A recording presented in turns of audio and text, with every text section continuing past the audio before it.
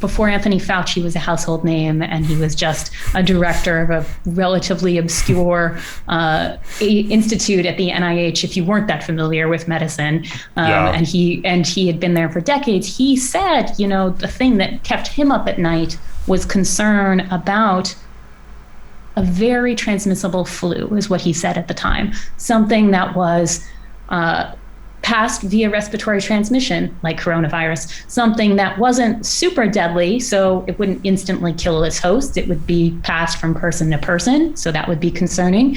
Something that had a relatively long, I can't think of the word I'm looking for, a relatively long period between when you may have contracted it and when your symptoms started to show. And unfortunately, we see all of that with coronavirus. Coronavirus is not a flu, but it is a virus that sounds somewhat like Anthony Fauci was describing years ago. And that's one of the reasons that coronavirus is so concerning here.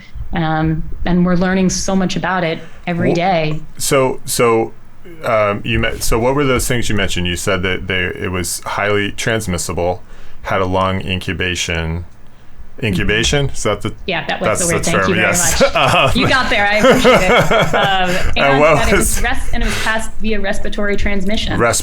Transmission. Yeah. So given your public health background, is there anything that would have potentially made coronavirus worse? I've been thinking about that lately. Is what if coronavirus was bad and the conditions still exist by which we could have other novel viruses coming down the line. Yeah. What would be worse than coronavirus? Well, it can always be worse, Eric. Just the fact because you think about something like, I think and I could be completely wrong on this, but I think Ebola didn't spread as much as we thought because it is so virulent that it if a virus is too deadly, it just kind of flames out and kills everyone and it can't spread. So it's like it can't be too deadly, but it has to be, if it's not deadly enough, then we don't care, right? We're not concerned about it. So right. I'm just trying. Not to make light of it, but you're exactly right. Like Goldilocks, it really needs to find its sweet spot. Deadly, but not too deadly. Yeah. Yeah, exactly. From an evolutionary standpoint, it needs to survive.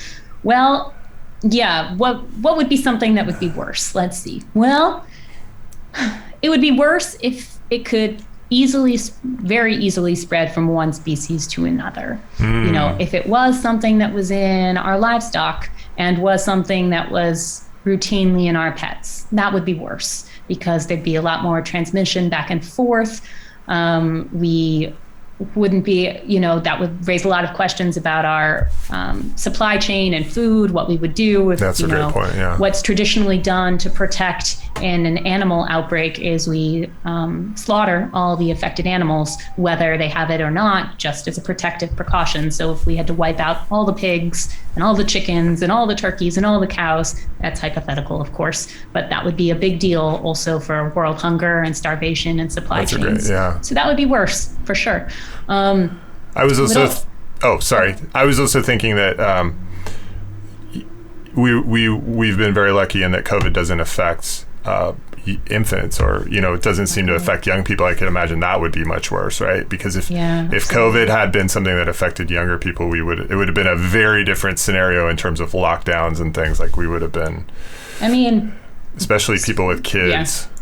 Obviously, we know it does affect kids and children, but the symptoms are, for the most part, been very minimal. Yes. People say for infants, it's more like a cold. If there are any symptoms, for the most part of the ones we studied, knock on wood. And obviously it's a different picture for teenagers, that have been found. Well, and as I know personally, the little kids are the ultimate disease vector because they touch everything and put everything in their mouth and cough on you and rub body fluids all over you. And I've had hand, foot, mouth disease like twice from my eldest son, which isn't something that like adults get very often, but so sorry to hear that. That's anyways, rough. That's rough. Side note, but so that was one thing I thought of as well.